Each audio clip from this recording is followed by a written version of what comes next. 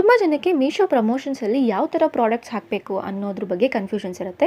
So ನಾನು personally ಯಾವ ಥರ ಪ್ರಾಡಕ್ಟ್ಸ್ ಹಾಕ್ತೀನಿ ಅಂದರೆ, ನನಗೆ ಅದು ತುಂಬ ದಿನದಿಂದ ಸ್ಟಾಕ್ ಹಾಗೇ ಇದೆ ಆ್ಯಂಡ್ ನನಗೆ ಅದರಲ್ಲಿ ಒಂದು 5% ಇಲ್ಲ 10% ಮಾರ್ಜಿನ್ ಸಿಕ್ಕರೂ ಸಾಕು ಅಂತ ಏನು ನಾನು ಅಂದ್ಕೊಂಡಿರ್ತೀನಿ, ಅಂಥ ಪ್ರಾಡಕ್ಟ್ಸ್ನ ಮಾತ್ರ ನಾನು ಪ್ರಮೋಷನ್ಸಲ್ಲಿ ಹಾಕ್ತೀನಿ.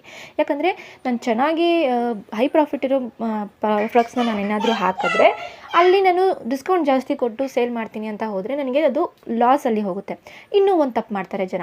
ಈಗ ಆಲ್ರೆಡಿ ಅವರು ಪ್ರೈಸ್ ರೆಕಮೆಂಡೇಷನ್ ತೊಗೊಂಡ್ಬಿಟ್ಟಿರ್ತಾರೆ. ಪ್ರೈಸ್ ರೆಕಮೆಂಡೇಷನ್ ತೊಗೊಂಡು ನೀವು ಆಲ್ರೆಡಿ ನಿಮ್ಮ ಪ್ರಾಫಿಟ್ನ ಕಮ್ಮಿ ಮಾಡ್ಕೊಂಡಿರ್ತೀರ. ಅದರಲ್ಲಿ ನೀವು ತಿರ್ಗಾ ಸೇಲ್ ಅಥವಾ ಪ್ರಮೋಷನಲ್ಲಿ ನೀವೇನಾದರೂ ಪಾರ್ಟಿಸಿಪೇಟ್ ಮಾಡಿದ್ರೆ ಅಲ್ಲಿ ನೀವು ತಿರ್ಗಾ ನಿಮ್ಮ ಪ್ರಾಡಕ್ಟ್ನ ಕಂಪ್ಲೀಟ್ ಲಾಸಲ್ಲಿ ಸೆಲ್ ಮಾಡ್ದಂಗೆ ಇರುತ್ತೆ. ಸೊ ಆದಷ್ಟು ಪ್ರಮೋಷನ್ಸಲ್ಲಿ ಮೈಂಡ್ಫುಲ್ಲಾಗಿ ಯೋಚನೆ ಮಾಡಿ ಆಮೇಲೆ ಪಾರ್ಟಿಸಿಪೇಟ್ ಮಾಡಿ. ನಿಮ್ಗೆ ಯಾವುದು ಪ್ರಾಡಕ್ಟು ಮಾರ್ಜಿನ್ ಕಮ್ಮಿ ಬಂದರೂ ಪರವಾಗಿಲ್ಲ ಅಂತಿರುತ್ತೋ ಅಂಥ ಪ್ರಾಡಕ್ಟ್ಸ್ಗಳನ್ನ ಹಾಕಿ. ಯಾಕಂದರೆ ಸೇಲ್ ನಡೀತಿದೆ ಅಂದರೆ ನಮಗೆ ಆಟೋಮೆಟಿಕಲಿ ನಮಗೆ ಆರ್ಗ್ಯಾನಿಕ್ ಆಗಿ ಆರ್ಡರ್ಸ್ ಬರುತ್ತೆ, ವಿಸಿಬಿಲಿಟಿ ಕೂಡ ಬರುತ್ತೆ. ಸೊ ನಾನು ನನ್ನ ಪ್ರಮೋಷನ್ಸ್ನಲ್ಲಿ ಹೀಗೆ ಪಾರ್ಟಿಸಿಪೇಟ್ ಮಾಡೋದು. ನೀವು ಯಾವ ಥರ ಪ್ಲ್ಯಾನ್ ಮಾಡ್ತೀರಾ ಅನ್ನೋದನ್ನು ಕಮೆಂಟ್ಸಲ್ಲಿ ಶೇರ್ ಮಾಡ್ಕೊಳ್ಳಿ.